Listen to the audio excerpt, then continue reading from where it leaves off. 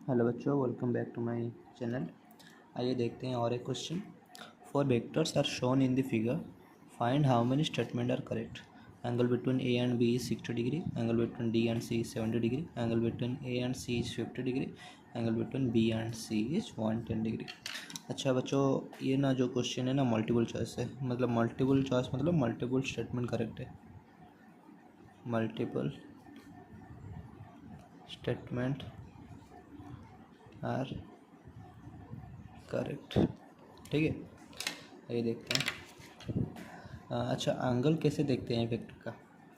एक वेक्टर का एंगल कैसे देखते हैं?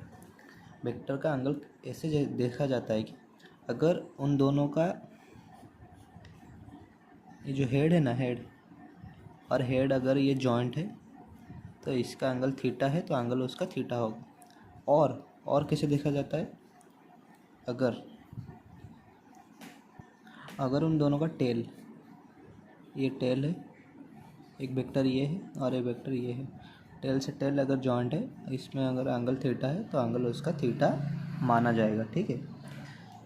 ये देखते हैं, यह है कि angle between A and B is 60 degree. अच्छा, बी, इधर ए देखो ये है और बी देखो ये है, ठीक है। अभी देखो इसका जो हेड है ना, देखो यहाँ पर जो हेड इसका है ना, वो इसके टेल के साथ है, मतलब ये जो 120 दिया है वो एंगल नहीं है, ठीक है। 120 इसका एंगल नहीं है, ठीक है। तो हमको पता है हमको कि वेक्टर को हम पैरेलल शिफ्ट कर सकते हैं। तो अगर ये हो गया ए वेक्टर, ठीक है, अभी हम ये ए वेक्टर को पूरा ऐसे लेके यहाँ पर शिफ्ट कर देंगे, ठीक है। अगर शिफ्ट करेंगे तो कैसे होगा? देखो ये बी था पहले थे, ठीक है। ये एंगल था, कितना दिया था? 120। तो ये हो गया कितना कितना हो गया 120, ये 180 होने के लिए 60 हो जाएगा, ठीक है। तो हमारा स्टेटमेंट 1 करेक्ट है। Statement 2, angle between D and C is 70 degree. अच्छा देखो, ये डी है और ये सी है, ठीक है। अभी देखो डी सी कैसे बनाते हैं, देखो अगर हम डी को ऐसे ड्राइंग करें, देखो डी को हम ऐसे ड्राइंग करें और सी को हम ऐसे ड्राइंग करें, तो इसमें जो एंगल है वो हुए 70 डिग्री। नहीं, 70 डिग्री कैसे होगा? इधर दिया ना statement D and C 70 degree, तो ये फॉल्स हो गया, ये फॉल्स हो गया। क्योंकि अगर हम ये जो डी है ना इसको, सॉरी, ये जो डी है इसको अगर हम ऐसे शिफ्ट करेंगे यहाँ पर, ये डी को, ये डी वेक्टर को हम पैरेलली शिफ्ट करेंगे यहाँ पर, तो हो जाएगा कैसे? ऐसे हो जाएगा। तो ये तो स्ट्रेट लाइन है, ये 70 हो गया, तो ये कितना हो जाएगा? हो जाएगा कितना? 110 डिग्री। मतलब डी और सी के बीच में एंगल जो है वो 110 डिग्री है, ठीक है। तो ये स्टेटमेंट फॉल्स हो जाएगा। और स्टेटमेंट 3 देखते हैं। स्टेटमेंट 3 थोड़ा ट्रिकी है, मतलब मुश्किल है, निकालना मुश्किल है, बाद में देखेंगे उसको। पहले स्टेटमेंट 4 देख लेते हैं, ठीक है।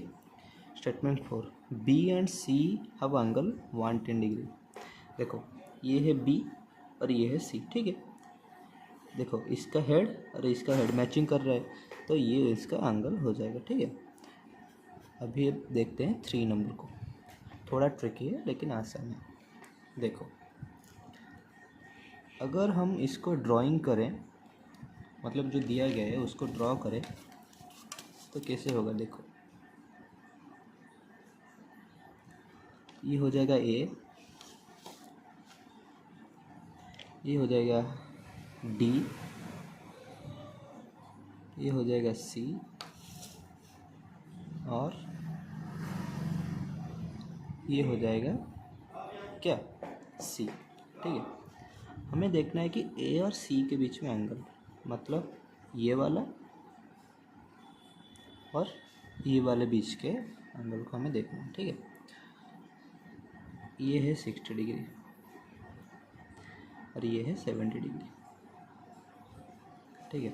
अभी देखो पैरेललोग्राम का एक, अच्छा पहले इसके पैरेलल में एक लाइन ड्रॉ करते हैं, ठीक है।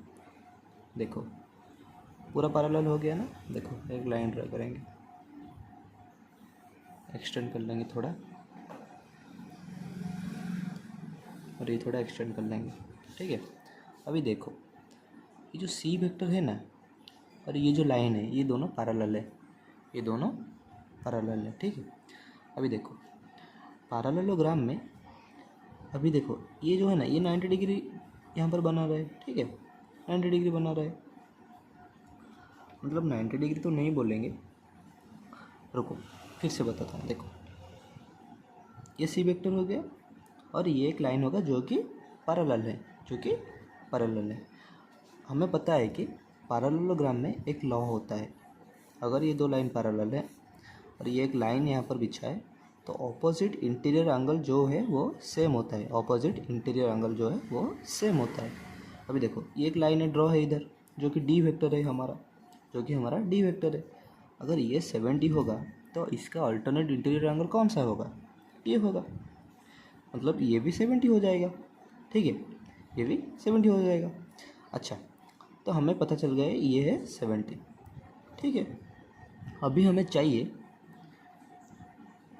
अगर हमें पता है कि वेक्टर को पैरेलली शिफ्ट कर सकते हैं, मतलब अगर ये सी को हम पैरेलली इधर शिफ्ट कर लें तो ये हो जाएगा सी, तो इधर टेल टू टेल तो जॉइंट है, मतलब हमें ये थीटा चाहिए, ये थीटा तो बहुत आराम से निकल जाएगा। अभी इधर हमने पैरेललोग्राम का law opposite interior angle equal है उसका हम लॉ इधर अप्लाई कर दिए, उसके बाद ये थीटा तो बहुत आसान हो जाएगा। कैसे, देखो ये स्ट्रेट लाइन हो गया पूरा, तो ये 70 + 60 + x equal to 180 degree, 180 degree.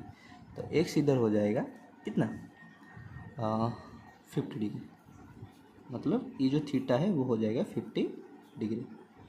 तो हमारा स्टेटमेंट इस अकॉर्डिंग सही हो जाएगा, क्या angle between A and C is 50 degree, ठीक है। एक बार बोल देता हूँ फिर से, क्या किया हमने पहले क्या किया कि सी के अकॉर्डिंग इधर एक पैरेलल लाइन हमने ड्रॉ किया, उसके बाद हमने क्या किया, ये जो डी है ना उसके रिगार्डिंग हमने alternate interior angle law apply किया, जो कि यहाँ पर बचता है कितना 70 डिग्री। अभी 70 डिग्री इधर है और क्वेश्चन में दिया गया है 60 डिग्री, तो हो जाए इतना, ये हो जाए कितना 130 डिग्री। अभी ये थीटा हमारा आराम से निकल गया 50 डिग्री, ठीक। ऐसे हमारा आंसर हो जाता है कितना, ए मतलब 1 हमारा ठीक है, 2 का इनकरेक्ट है, 3 ठीक है और 4 भी ठीक है, तो आंसर हो जाता है 3, ठीक है। Thank you, all the very best.